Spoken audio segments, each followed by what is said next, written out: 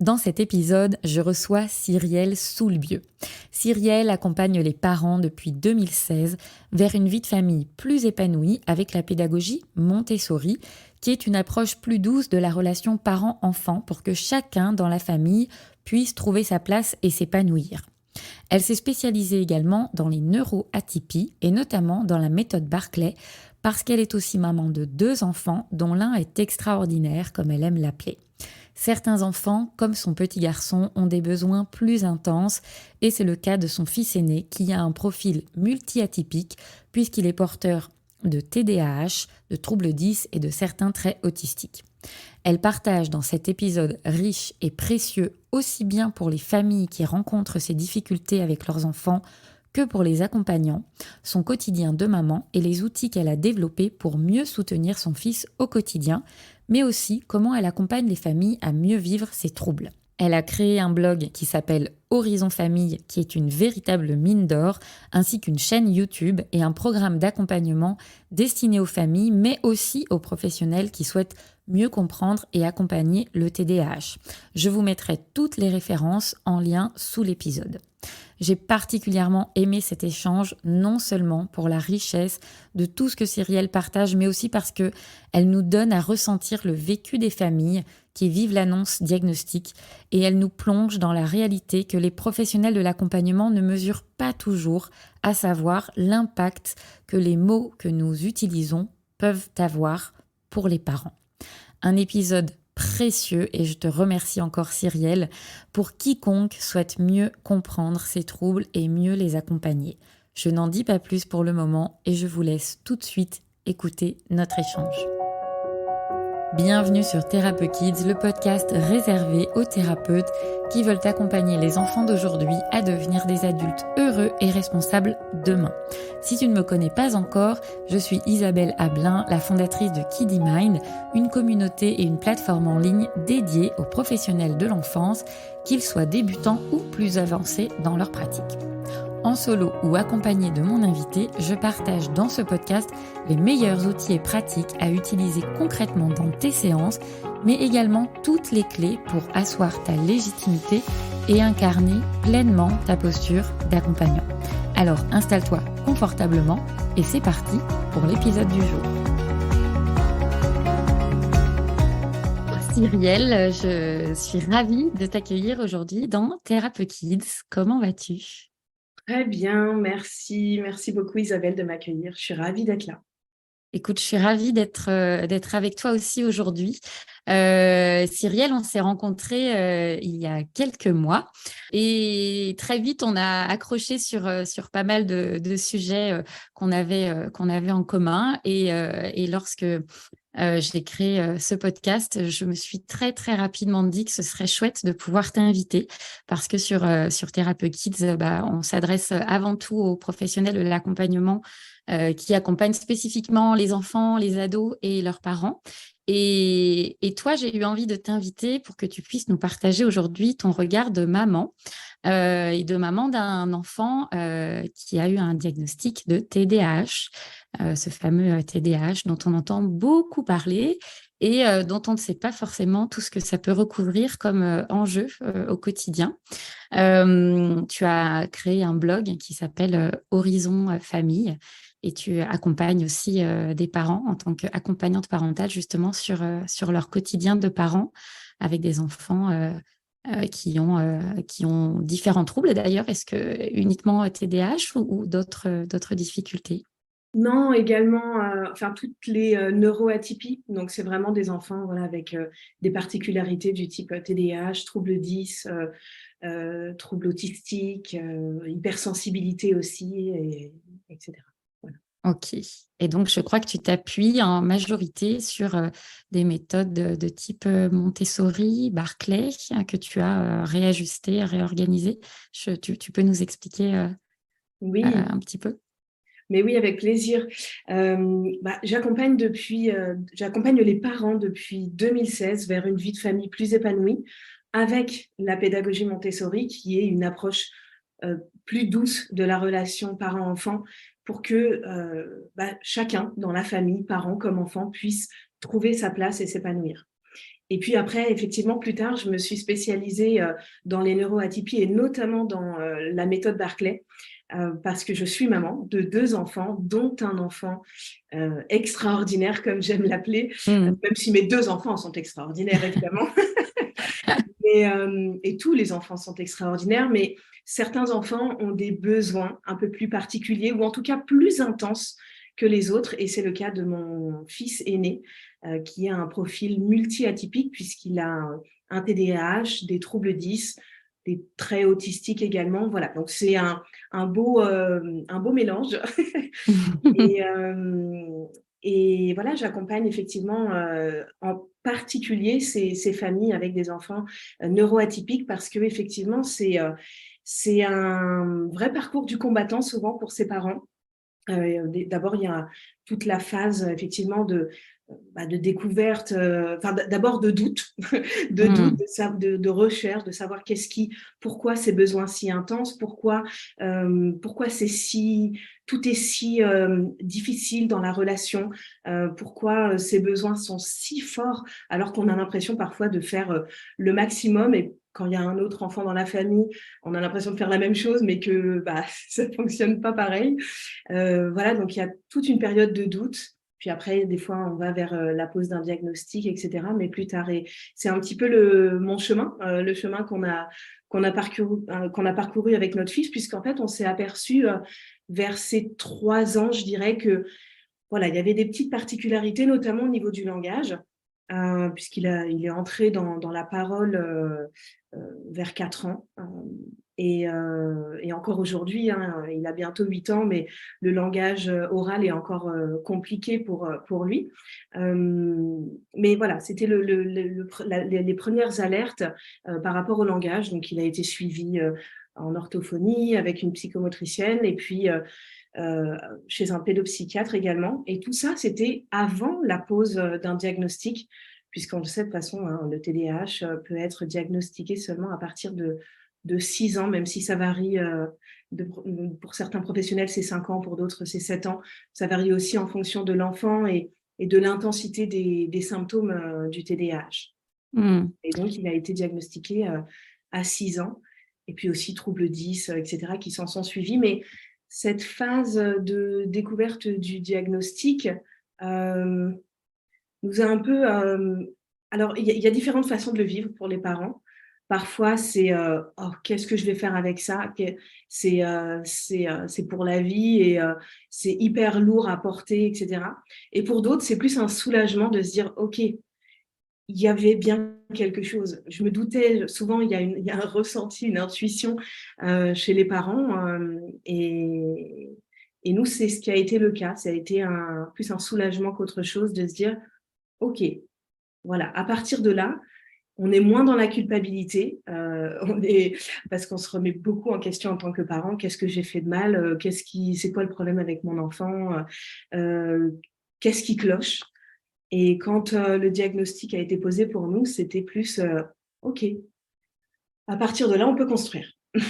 Tu vois, c'était un petit peu cette idée-là. Mm. Oui, parce que on peut.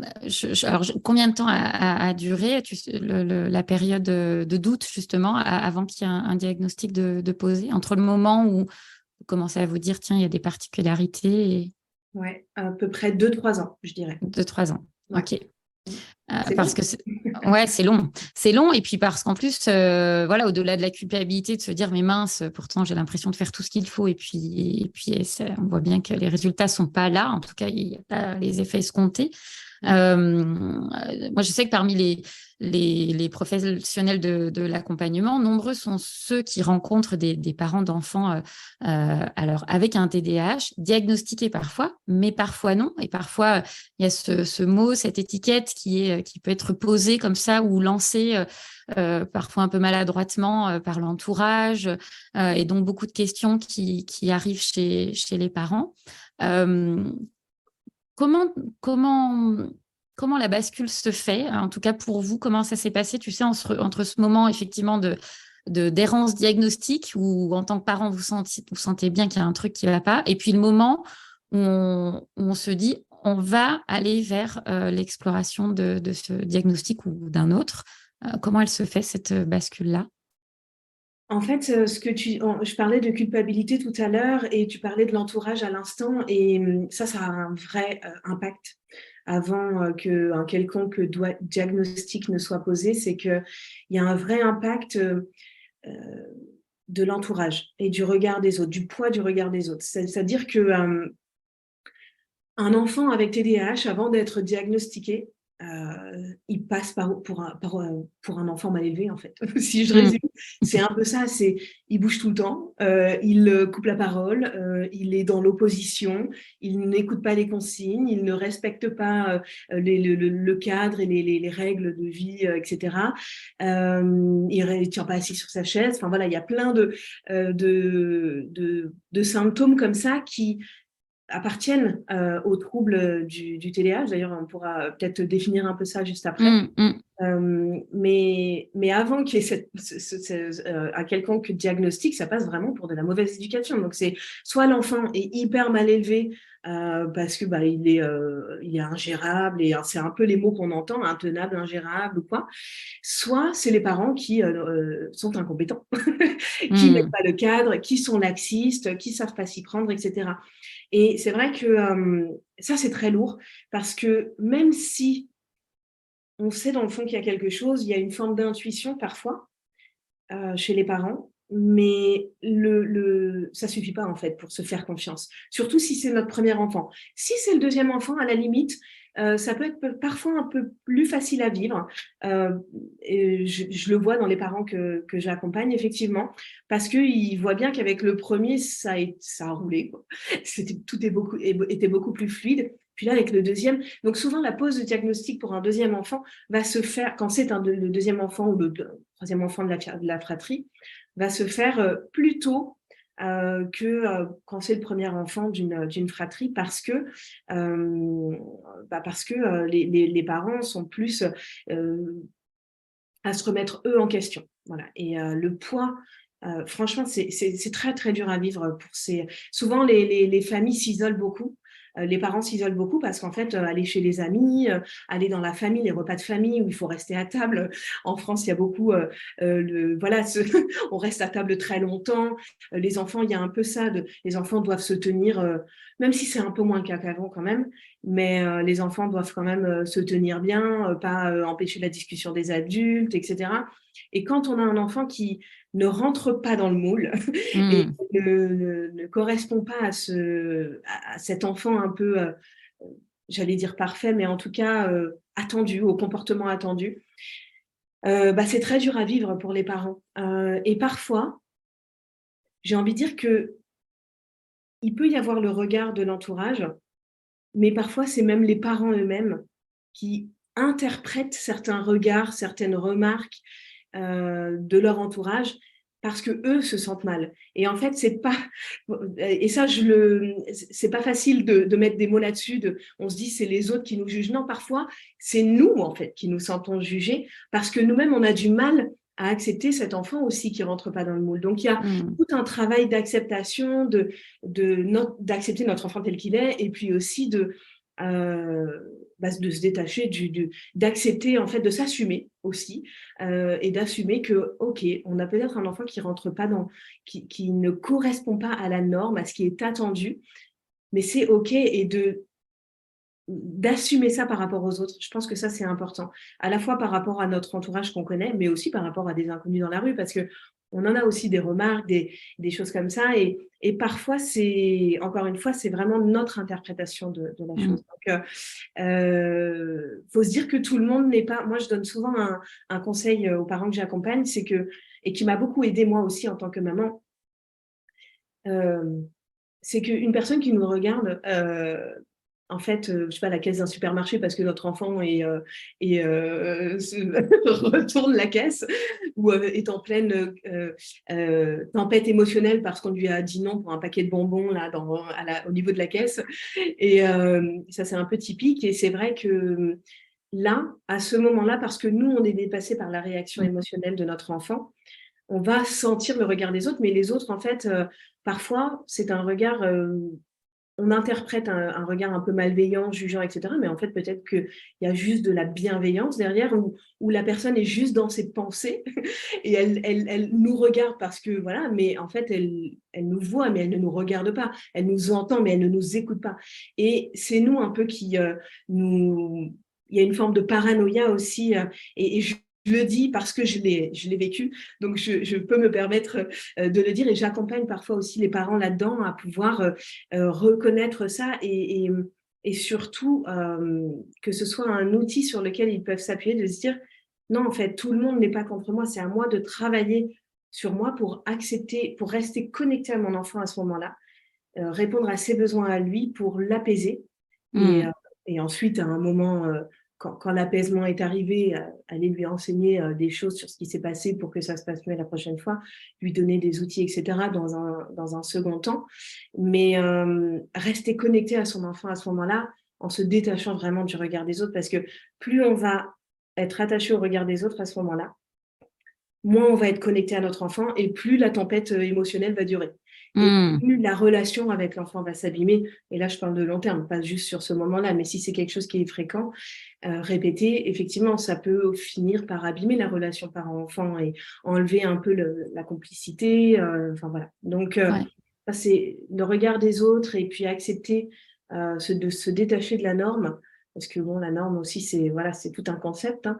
Mais c'est hyper important. Et je pense que c'est vraiment un des premiers travaux à faire en tant que parent quand on a un enfant qui a des besoins intenses et des particularités comme ça. Mm. Ouais, c'est super intéressant. C'est vraiment toute cette question des mécanismes projectifs où finalement on va projeter ce que l'autre, en tout cas on va imaginer ce que l'autre pense de nous, qui n'est qu'une projection finalement de ce qu'on pense de nous-mêmes. Mais ça demande quand même de pouvoir être drôlement solide, parce que la plupart des parents connaissent, enfin la plupart des gens en général ne connaissent pas ce mécanisme-là, et on sait combien le regard des autres et la pression de la société peut être forte aussi. Et, et donc on peut imaginer combien c'est compliqué en tant que parent de prendre conscience de ça, et de pouvoir se faire accompagner, en tout cas d'aller jusqu'à se faire accompagner. Alors, j'y reviendrai après, mais c'est vrai que ce serait important peut-être que tu puisses nous donner, toi, ta définition de ce qu'est un TDAH, parce que voilà, on parle beaucoup de cet acronyme, mais Ouais. derrière, il y a des êtres humains. Et voilà, qu'est-ce que ça veut dire, et voilà, comment toi tu le définirais? Alors, c'est vrai que c'est assez complexe à définir, mais moi, je le définis d'une manière assez simple. Juste avant de donner ma définition très simple, je rebondis juste sur ce que tu viens de dire. Deux mots sur ça, c'est-à-dire qu'effectivement, il y a un diagnostic, mais ça ne définit pas notre enfant dans son entièreté. Souvent, c'est très bien d'avoir un diagnostic, et c'est bien de l'avoir, alors pas le plus tôt possible, parce qu'il ne faut pas le poser trop tôt, effectivement, ce diagnostic de TDAH, mais voilà, quand à 6 ans, on l'a, souvent on se dit, mais mince, ça met une étiquette sur mon enfant, ça l'enferme dans une case, etc. Moi, je dirais que c'est important d'avoir le diagnostic pour pouvoir ensuite, après, s'en détacher. Mais tant qu'il n'y a pas ce diagnostic, on est dans une errance, ce qu'on appelle une errance médicale, qui est parfois très, très lourde à porter. Et si elle dure 10 ans, il y a des séquelles derrière. Moi, Mm. j'aime à dire que l'enfant, si à 6 ans, moi, je ne le dis pas à mon enfant tous les jours, mais il le sait que voilà, ça nous arrive d'en parler s'il pose des questions, mais il le sait. Et à partir de ça, on bâtit, mais il n'y a pas que ça en fait. Voilà, c'est une des pierres qui fait toute sa personnalité et toute sa personne. Donc voilà, c'est ça que je voulais dire, mais c'est important d'avoir le diagnostic pour ensuite prendre de la hauteur et voir son enfant. Il y a ça, mais il y a aussi plein d'autres choses Mm. qui le définissent. Donc du coup, je reviens sur ma définition. Le TDAH, en fait, c'est un trouble neurodéveloppemental. Donc, on n'est pas dans une mauvaise éducation, etc., comme ce qu'on disait tout à l'heure, c'est neurodéveloppemental. Il y a 3 volets dans le TDAH. Alors, peut-être avant que tu ailles plus loin, TDAH, donc on est d'accord, c'est Oui, trouble du déficit pardon, de l'attention et hyperactivité. alors, oui, trouble du déficit de l'attention avec ou sans Avec ou sans. hyperactivité. Ok, merci pour cette Sachant précision. que ce terme, avant, on parlait d'hyperactivité, juste. Donc, alors que c'était qu'un des 3 volets que je vais énoncer. Euh, Maintenant, on l'appelle le TDAH, mais ce sera un terme qui sera amené à évoluer parce qu'en fait, il ne prend pas en compte tout ce qui est dans le TDAH, mais tous les symptômes. Donc, il n'est pas vraiment adapté en réalité. Donc, les 3 volets, si je reviens là-dessus, c'est inattention, donc difficulté à maintenir son attention dans la durée et à faire abstraction des stimuli externes. Dans une classe, ça va être entendre, je sais pas, un copain qui fait ça avec son stylo ou d'entendre un copain qui se mouche et ça sort l'enfant de son travail, de sa concentration, et il va être happé par tout ça. Une mouche qui vole, il va la regarder, quoi. Il va l'entendre, il va la regarder. Donc ça, c'est l'inattention. Mais qui a, quand même, je le précise, mais qui a un volet, un pendant qui est l'hyperfocalisation, c'est-à-dire que quand il y a de la motivation et du plaisir, un enfant avec TDAH est tout à fait capable de concentration pendant de longues minutes, voire des heures. Mais parce que si le monde n'était que plaisir et motivation, il n'y aurait pas de TDAH. Hein. Ok, hyper intéressant. Ouais. Ça n'existerait pas. Vraiment, ça n'existerait pas parce que un enfant avec TDAH, quand il est motivé, intéressé, c'est l'autoroute du coup il est hyper focalisé. Mon fils, à titre d'exemple, à 4 ans, était capable de passer 2 heures sur un puzzle de 300 pièces parce que c'était sa passion, les puzzles. Voilà, maintenant il est passé à autre chose, mais les puzzles étaient... et du coup, il y a plein de parents qui disent bah non, il peut pas avoir un TDAH parce que il est capable de, je sais pas moi, rester 2 heures devant un dessin animé ou de rester hyper focalisé devant quelque chose qu'il aime. Oui, mais ça n'empêche pas un TDAH. Du coup, quand il n'y a pas de motivation et quand il y a du stress et du déplaisir, là pour le coup, l'effort à fournir va être extrêmement pénible pour lui. Là où un enfant sans particularité va se dire bon ok les maths j'aime pas trop mais bon je vais faire l'effort, ça va être quand même un peu coûteux pour lui mais il va réussir à faire l'effort. Oui, Un enfant c'est là, avec pardon. TDAH, c'est hyper difficile.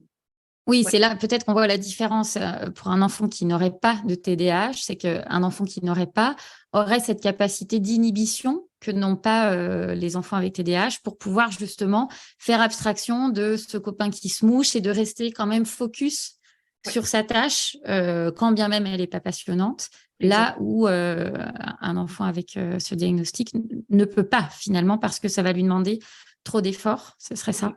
C'est ça. Et du coup, tous ces efforts vont générer une énorme fatigabilité.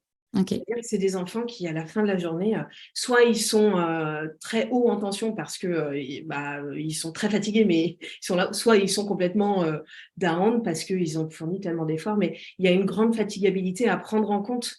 Donc, c'est pareil, le moment des devoirs, typiquement, ou prendre...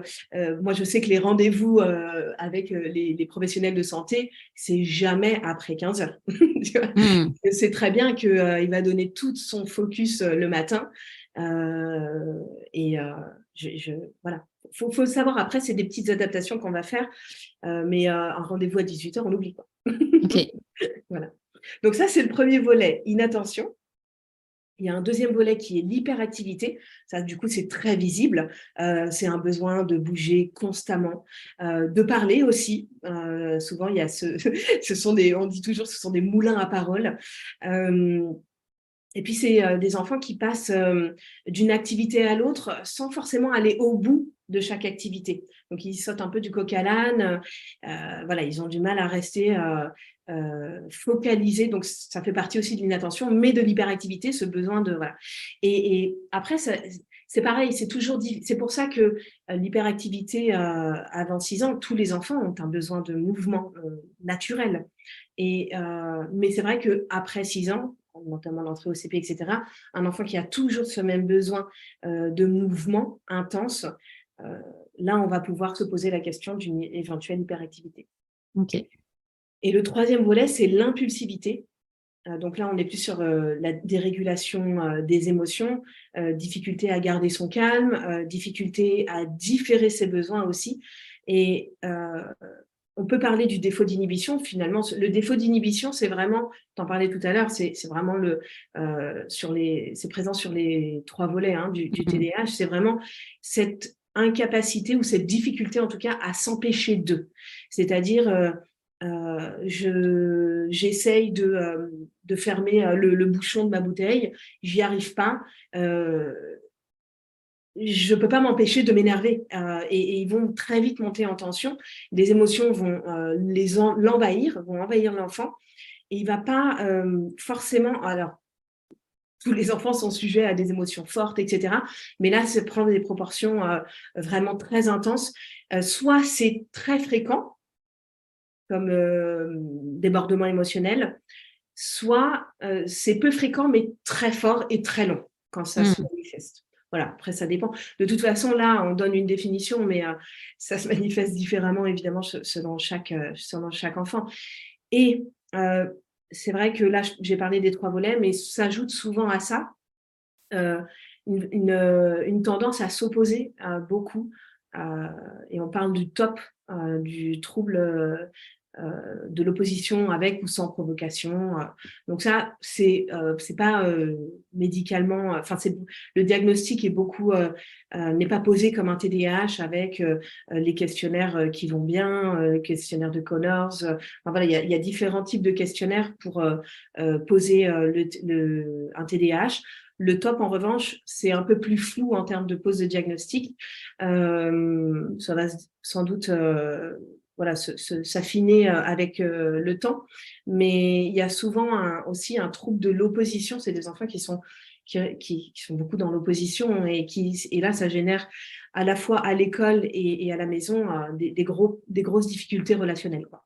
À la fois avec les adultes, mais aussi avec les autres enfants. Là-dedans, il y a vraiment les enfants avec TDAH ont souvent un gros problème de relationnel parce que avec les autres enfants, en fait, ils ont des comportements un peu aléatoires, impulsifs, qui vont faire un peu peur aux autres enfants qui savent pas forcément à quoi s'attendre. Donc, il y a une distance qui se crée un peu naturellement. Enfin, ils se protègent et c'est tout à fait normal. Donc, du coup, il y a une difficulté à ce niveau-là entre pairs, entre enfants.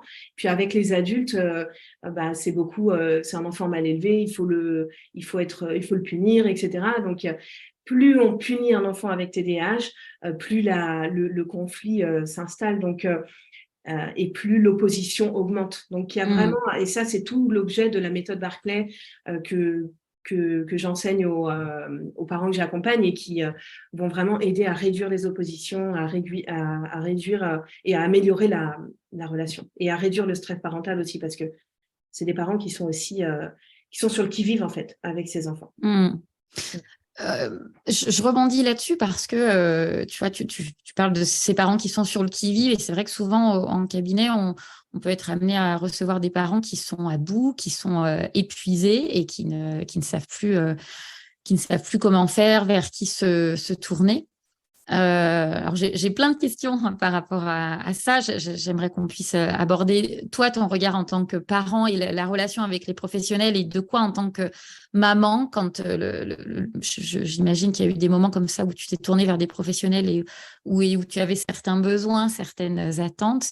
Peut-être quels sont-ils et puis peut-être aussi si tu peux nous partager 2-3 astuces que tu pourrais proposer, soit pour les parents qui nous écouteraient, qui sont dans cette situation, mais aussi pour les accompagnants qui pourraient être un peu à court d'idées ou qui pourraient se dire, bon, qu'est-ce que je vais faire pendant ma séance et sans pour autant prendre en compte de manière plus large ce qui se passe à la maison, alors que parfois, moi, je vois très souvent quand je propose de faire certains aménagements, que ce soit à la maison ou à l'école, si l'enseignant est OK, il y a des choses qui vont pouvoir se poser déjà d'emblée par quelques petits aménagements. Voilà, peut-être déjà ton regard de maman et puis les besoins en tant que parent vis-à-vis des accompagnants et puis après quelques astuces si tu veux. Ça marche. Oui, par rapport... alors, moi, en tant que maman, c'est vrai que avec le recul aujourd'hui, je m'aperçois que avant de travailler entre guillemets sur notre enfant et sur les comportements de notre enfant, c'est d'abord un travail sur soi qu'on a besoin de faire. C'est un vrai travail d'abord. Je pense que un vrai travail sur soi pour faire tomber cette idée de le mythe de l'enfant parfait, le mythe de l'enfant idéal. Parfois, il y a des parents qui ont voilà, pendant la grossesse, on a 9 mois pour s'imaginer un enfant parfait qui va venir au monde et qui va remplir toutes nos attentes, etc. Euh, mais là, il y a un vrai travail. Déjà, ça, c'est valable chez tous les parents, hein, Mm. à degrés évidemment divers. Mais il y a un vrai travail à faire pour accepter l'enfant tel qu'il est. Il arrive, il est tout neuf, il est tout frais, il est lui, il est qui il est, avec ses particularités, avec ses forces, avec ses zones de vulnérabilité. Il faut l'aimer tel qu'il est. Et ça, c'est un petit peu bateau de dire l'aimer tel qu'il est, mais il y a un vrai travail de longue haleine, j'ai envie de dire, à faire là-dessus, parce que l'idée, c'est pas de changer notre enfant. L'idée, c'est de l'accompagner euh, à s'accepter tel qu'il est et, et, et à trouver en fait des solutions pour s'adapter au monde dans lequel il est. Et évidemment, l'idéal, ce serait que ce soit meet me halfway, quoi. C'est l'enfant qui s'adapte un peu, la société qui s'adapte un peu. Hein, ça, c'est un monde un peu. Enfin, ça, c'est ma recherche un peu utopique, mais à laquelle je crois et pour laquelle j'œuvre. C'est voilà que, en fait, de travailler sur l'acceptation, la tolérance et de voir la beauté dans la diversité humaine et dans la diversité euh, dans les neuroatypies, quoi. Parce que j'aime l'idée de valoriser la singularité de chacun. Ça, c'est quelque chose, c'est une valeur qui m'est chère et je pense que si j'ai un enfant qui m'a toujours été cher, avant même d'avoir un enfant, et je pense que si j'ai cet enfant, c'est certainement pour me dire, vas-y, continue sur cette voie parce que de toute façon, il n'y a pas de hasard et il vient chercher des choses, il vient travailler. En fait, il faut se dire que rien n'est, enfin moi ça m'a beaucoup aidé, c'est de se dire que rien n'est dû au hasard et si on a cet enfant, c'est certainement on est capable de l'accompagner. Après, ça veut pas dire que ça va se faire de manière fluide, mais c'est qu'on va y arriver. Mm. Et Oui, je me permets de t'interrompre juste oui, par rapport au fait que l'enfant s'accepte tel qu'il est et que le parent accepte son enfant tel qu'il est. Et effectivement, parfois, c'est très compliqué parce que justement, il y a ce décalage entre l'enfant que j'imaginais et l'enfant qui est là dans la réalité et qui ne colle pas et quelque chose qui ne se rencontre pas complètement comme je l'imaginais. Et parfois, moi, j'utilise le mot reconnaître que votre enfant est comme ça, ou reconnaître que tu es comme ça, qui peut être un synonyme de s'accepter, mais dans l'acceptation, il y a quelque chose de je suis d'accord avec l'enfant que j'ai. Et parfois, le chemin peut être très long. Je ne sais pas ce que tu en perçois, toi, mais peut-être passer des fois par OK, je reconnais déjà que mon enfant est tel qu'il est, avec ses forces et ses zones de vulnérabilité, comme tu le oui, disais tout à l'heure. Pour complètement. pouvoir peut-être après accepter ça, en tout cas être OK avec le fait que c'est comme ça. Je suis complètement d'accord avec toi. L'acceptation, c'est l'aboutissement. Hmm. Après, il y a plein de petites étapes pour arriver, ou l'aboutissement, non, il y a encore du chemin, mais je veux dire, il y a plein de petites étapes pour arriver à ça, parce que c'est un beau paquet quand même, hein, en soi, l'acceptation. Hmm. Donc oui, je suis complètement d'accord. La reconnaissance déjà et d'ailleurs, c'est un travail qu'on devrait faire aussi, même pour soi aussi, hein, pour soi-même, c'est-à-dire d'être capable de reconnaître nos forces, nos faiblesses ou nos zones de vulnérabilité et de se dire c'est OK. En fait, c'est vrai qu'on a tendance toujours à vouloir euh, enfin, cette recherche de la perfection qui est vaine et qui est un peu destructrice même. Donc, c'est vraiment de faire ce travail pour nous et de le faire aussi pour les autres et notamment pour notre enfant. Oui, parce qu'en plus, on n'est pas forcément le parent qu'on imaginait non plus. Ah, complètement, complètement. Et j'aimerais bien dire quelque chose qui est, pour le coup, c'est assez intime et je pense que je l'ai pas beaucoup partagé, mais je pense qu'il y a certains parents qui pourront se reconnaître là-dedans et je pense que ça pourrait aider aussi certains professionnels parce que peu de parents le disent, mais du coup, moi, au tout début, quand parfois mon enfant j'étais démunie, je n'avais pas les outils face à ces comportements opposants, impulsifs, débordants, etc. Et ça m'était arrivé à 2 reprises et c'est vrai que je me disais: «Waouh, c'est fort ce que je viens de dire» et la phrase qui me venait, c'est: «Il fait de moi une maman que je veux pas être». Mmh. Et ça, pour le coup, ça veut dire on entend toute la culpabilité déjà, toute la charge qu'on met sur notre enfant de nous obliger à être une maman différente ou une personne différente. Et il y a tout ce poids des attentes, des exigences, voilà, ce poids du parent parfait et de l'enfant parfait. Enfin, il y a beaucoup de choses quand même dans cette phrase-là que j'ai analysées après coup. Euh, mais voilà, il y a beaucoup de parents même s'ils ne le verbalisent pas de cette façon-là, mais il y a une forme de ressenti un peu comme ça. Donc là, il y a un vrai travail à faire pour accompagner les parents là-dedans. Et c'est vrai que parfois, ça prend des mois, parfois des années. Euh, Parfois, c'est un travail qu'ils font seuls, mais souvent, c'est bien d'être accompagné, je pense. Et oui, bah oui, c'est Ouais. évident. Je reviens là-dessus justement quand le parent va rencontrer un professionnel au Ouais. départ par rapport à son enfant. Mm. D'après toi, de quoi le parent a le plus besoin à ce moment-là vis-à-vis du professionnel? Alors, tout ce qui me vient tout de suite à l'esprit, c'est d'abord de l'écoute, vraiment de l'écoute, parce que, notamment avant il y ait un quelconque diagnostic, mais même après, mais encore plus avant, euh, c'est de pouvoir s'exprimer. Les parents, ils sont pas forcément écoutés de la part de leur entourage, pas forcément écoutés à l'école.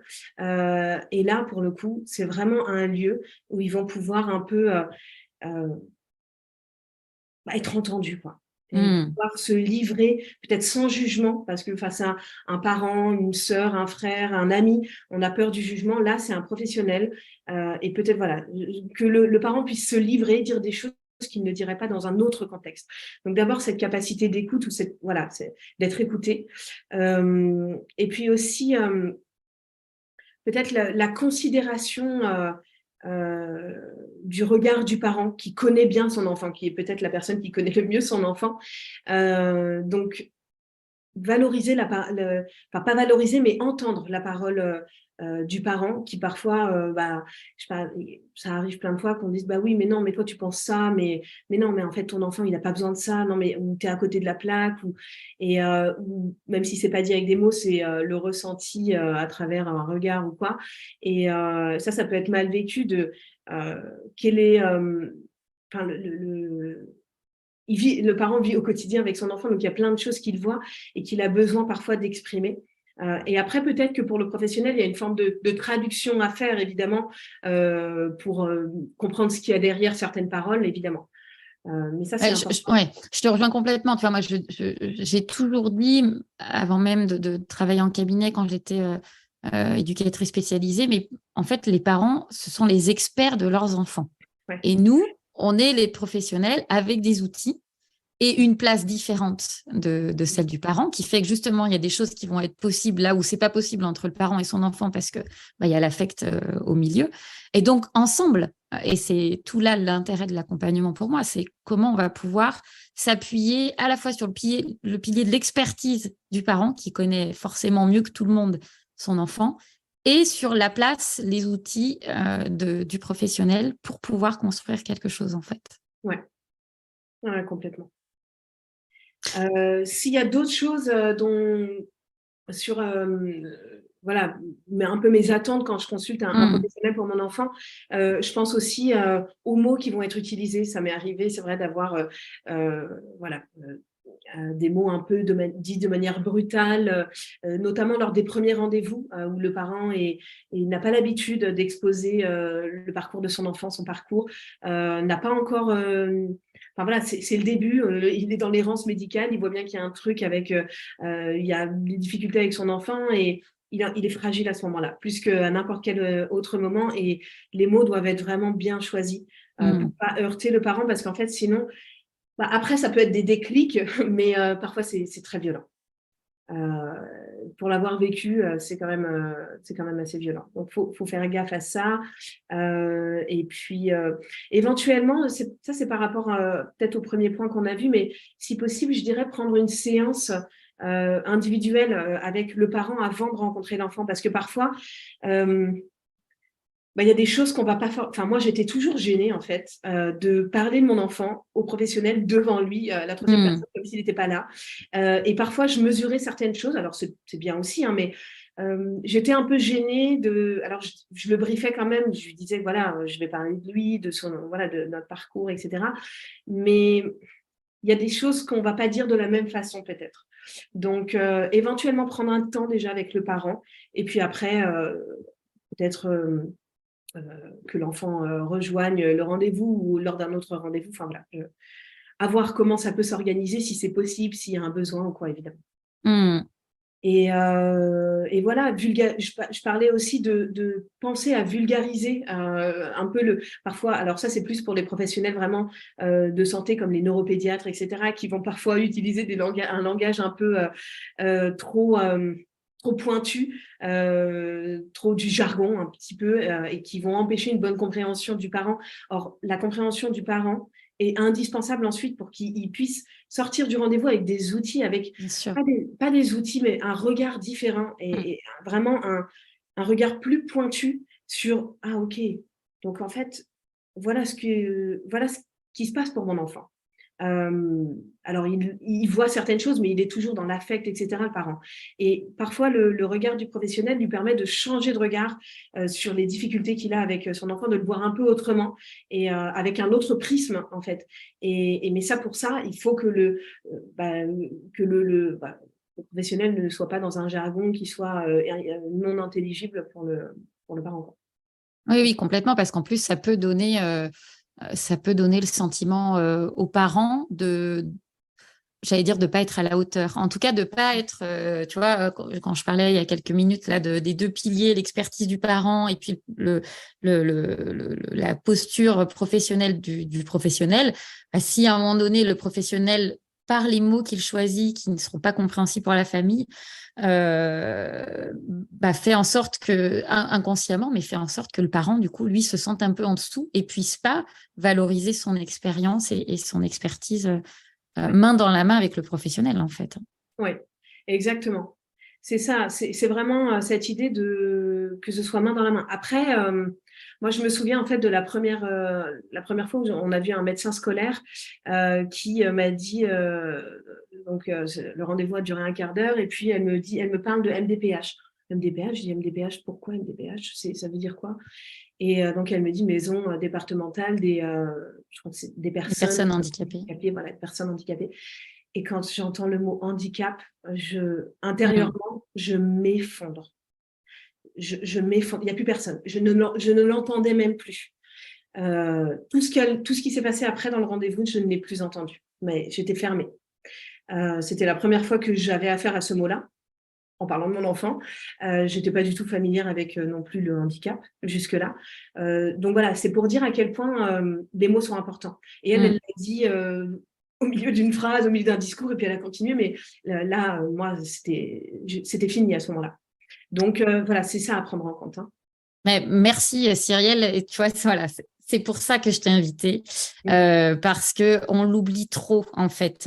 Quand on a pris l'habitude d'exercer et qu'on est du côté de l'accompagnant, on oublie trop combien ce qu'on va utiliser comme acronyme, comme mot dans le quotidien, dans le jargon professionnel, ça peut avoir un impact dévastateur chez les parents. Et donc, merci vraiment pour ce moment que tu partages, parce que voilà, je crois que s'il y avait un message que je voulais faire passer aujourd'hui, c'était celui-ci. Merci beaucoup. C'est avec plaisir, parce que c'est vrai c'est pas des choses qui sont beaucoup verbalisées, mais c'est voilà, entre parents qui ont vécu ça, on arrive à se le dire, mais parfois ça va pas au-delà, le message ne va pas au-delà, donc voilà, je suis contente que ça puisse aller au-delà. Et puis la dernière chose aussi, c'est ce que je voulais dire, ce que j'aime quand je vais voir, parce que mon fils du coup est suivi en orthophonie, en psychomotricité, il était voir aussi, enfin voilà, on avait pas mal de monde, on voit toujours pas mal de monde, mais du coup, ce qui est important aussi, je trouve, en l'occurrence, il a ses accompagnantes depuis très longtemps, et notamment sa psychomotricienne qui prend toujours le temps elle commence en fait son débrief à la fin de la séance en disant tout le positif. Mm. Et après, elle parle des axes d'amélioration pour les prochaines fois ou pour le quotidien, nous, ce qu'on va pouvoir utiliser ou quoi. Et ça, ça fait 4 ans que ça dure et ça fait 4 ans que je suis en admiration devant ça parce qu'en vrai, euh, euh, j'ai eu affaire à certains professionnels, un psychiatre par exemple, qui était spécialisé dans les troubles des apprentissages et c'était vraiment que c'était enfin, il était hyper compétent, hein. Je ne remets pas du tout ça en question, mais c'était dur d'accepter que les difficultés, en fait, que ce qui ne va pas, et puis très culpabilisant, etc.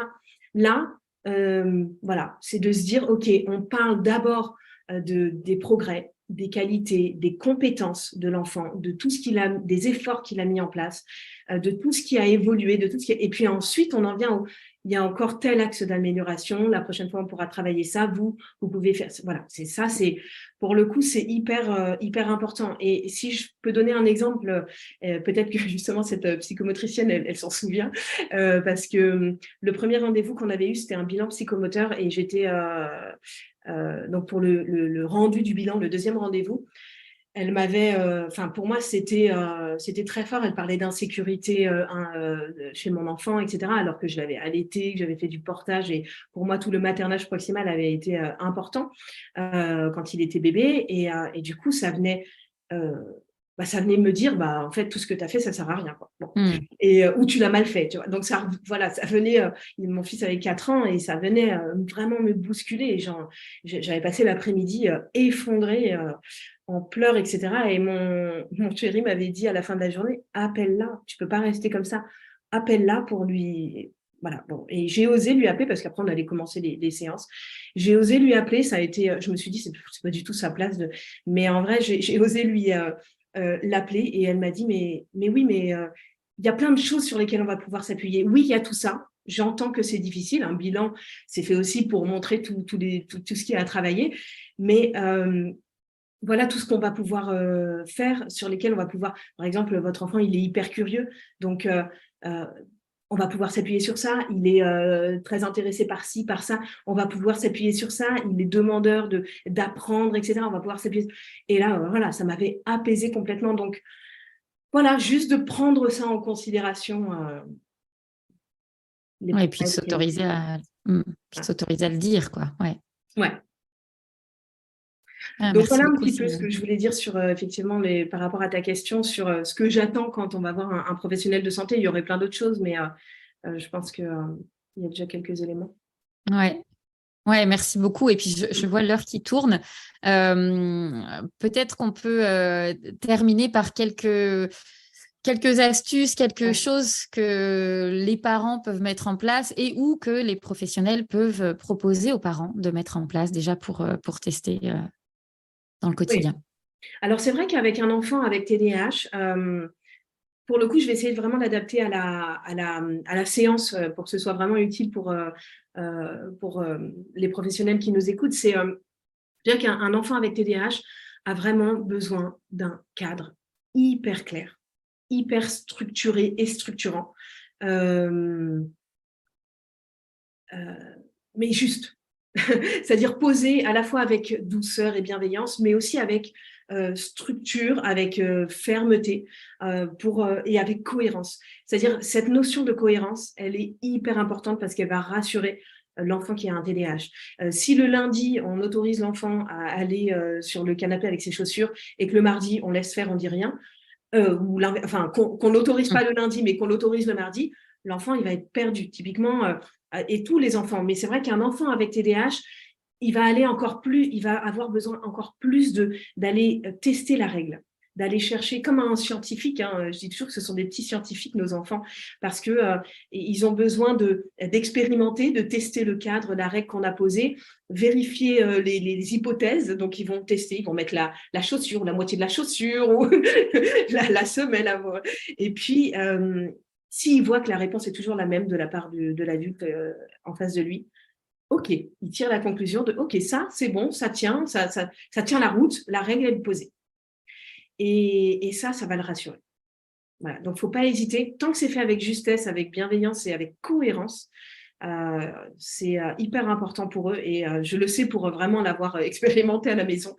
Voilà. Et puis, pour le coup, pour pouvoir maintenir une règle comme ça dans le temps, typiquement les chaussures là sur le canapé, si on reste sur ça, pour pouvoir la tenir dans le temps, il ne faut pas s'envahir de 50 règles qui vont, en fait, alourdir le quotidien et puis complètement ternir la relation, puisque du coup, il n'y a plus la place au jeu ou quoi.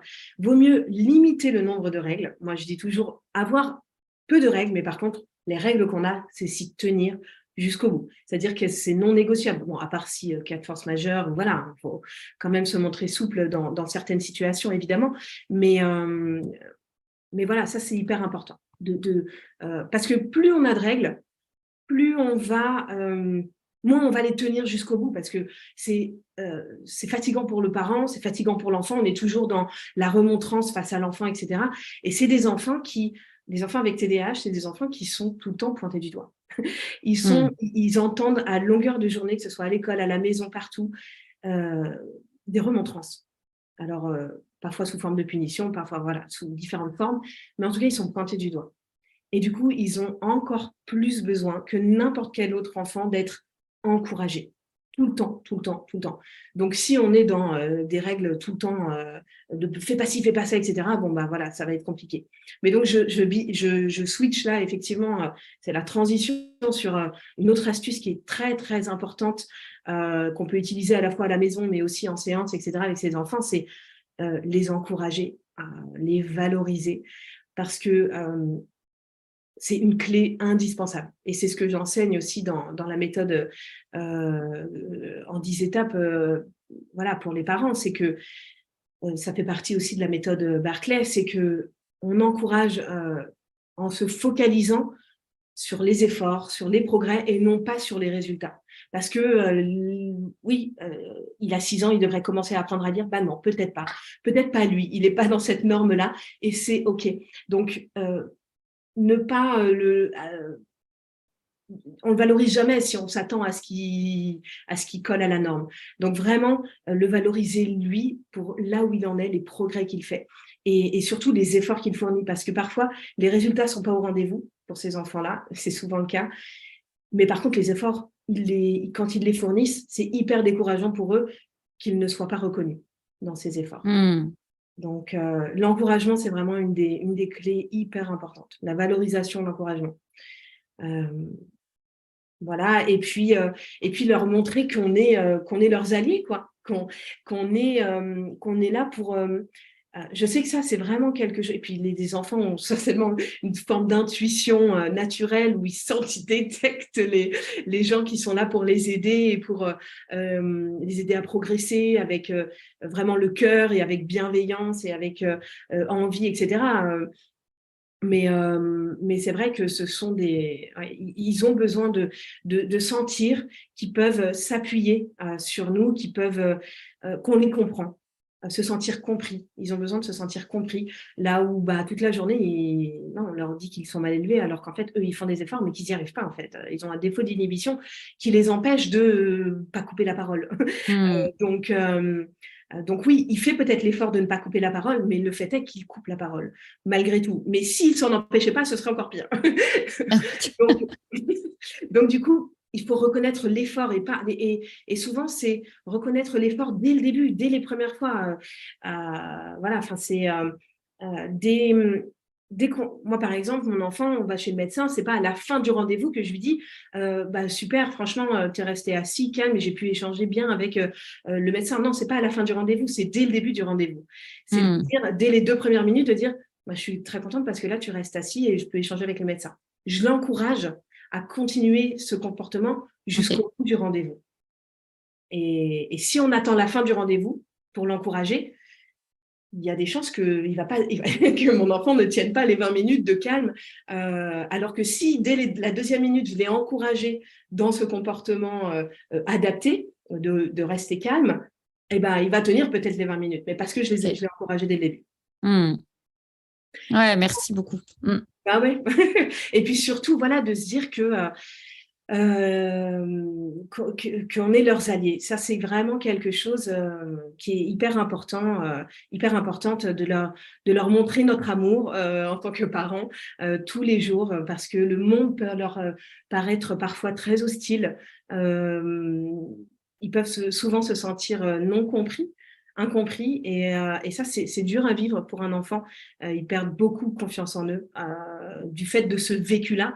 C'est pas leur trouble en soi, c'est le vécu qu'ils ont qui vont leur faire perdre confiance en eux. Donc, si nous, on les entoure d'amour, déjà, c'est pas mal. Merci beaucoup, Cyrielle. Tu parlais de la méthode en 10 étapes, alors que tu as construite initialement pour les parents. Est-ce que c'est une méthode qui pourrait être adaptée aux professionnels ou pas? Alors, j'ai des professionnels qui se sont inscrits au programme, qui ont suivi le programme.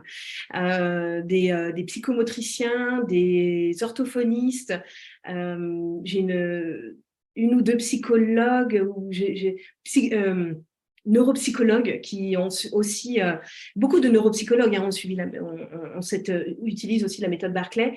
Oui, c'est tout à fait, même des enseignants aussi, c'est tout à fait adaptable, ouais, complètement, en séance, à l'école et à la maison. Ouais. Et donc, ça donne des outils qui peuvent être proposés. OK. C'est des outils hyper concrets. C'est 10 étapes pour vraiment réduire les oppositions, réguler les émotions, aider l'enfant à réguler ses émotions, ses tempêtes émotionnelles, etc. Travailler sur le stress du parent aussi, parce que du coup, quand la relation mais du coup, ça peut aussi jouer sur... En fait, ça peut donner confiance en l'adulte, donner confiance, c'est-à-dire du fait d'avoir des outils. En tant qu'adulte, on prend confiance en nous sur le fait qu'on peut accompagner cet enfant. Et donc, qu'on soit parent, qu'on soit enseignant ou qu'on soit professionnel, ça peut évidemment nous donner en fait un sentiment de compétence qui va nous aider à accompagner cet enfant, parce que on sait vers où l'amener, on sait comment l'y amener, on sait comment s'adapter à lui, et pour lui demander aussi de s'adapter à nous. Donc, c'est vraiment enfin, les personnes qui suivent cette méthode, généralement, au bout de la 6e étape, on voit tout de suite la différence. Et je sais pour l'avoir expérimenté moi-même. Ouais, super, merci beaucoup. Ouais. Où est-ce qu'on retrouve cette méthode, et puis où est-ce qu'on peut te suivre sur les réseaux? Je mettrai tout dans les notes du podcast, mais est-ce que tu peux Je crois que le mieux, c'est de me suivre sur Instagram. C'est là où je vais être le plus présente. Donc, sur Instagram, c'est Horizon Famille. Et donc, je mettrai, je t'enverrai le lien. Super, c'est Horizon au pluriel, je crois. Oui, absolument. Horizon au pluriel et famille au singulier. Ok, voilà. Super. Merci infiniment, Cyrielle. C'était passionnant. J'aurais eu encore plein de questions, mais on va s'arrêter là pour aujourd'hui. Et vraiment, je suis ravie, parce que je pense que ça va donner un regard différent à tous les professionnels qui nous écoutent. Et puis, s'il y a des parents parmi les auditeurs de Thérapeute Kids qui traversent ces moments-là, vraiment aller voir ce que propose Cyrielle, parce que c'est très inspirant et très soutenant pour tous les parents de sa communauté. Merci beaucoup. Merci Isabelle, merci beaucoup de m'avoir accueillie, c'était un plaisir, vraiment. Avec plaisir aussi, et puis à bientôt, Cyrielle. À bientôt. Ciao. J'espère que vous aurez pris autant de plaisir que moi à écouter cet épisode que j'en ai eu à l'enregistrer. Alors, si vous avez eu des prises de conscience, que vous avez appris certaines choses et que vous pensez que ça peut être utile à des parents que vous connaissez ou à des collègues, n'hésitez vraiment surtout pas à partager cet épisode, à le diffuser autour de vous, parce que je pense qu'il y a énormément de personnes qui gagneraient à écouter ce que Cyrielle a partagé avec nous aujourd'hui. Et puis, comme d'habitude, si vous avez aimé cet épisode, que vous avez envie de m'aider à diffuser Thérapeute Kids et à m'encourager aussi, parce que c'est vraiment une véritable source de motivation pour moi de voir vos commentaires, d'avoir vos retours, eh bien, n'hésitez pas à aller sur Apple Podcast, tout en bas après la liste de l'ensemble des épisodes, et vous pouvez aller laisser 5 étoiles et un commentaire si vous le souhaitez. C'est toujours extrêmement chouette pour moi de vous lire. Merci beaucoup et à bientôt pour un prochain épisode.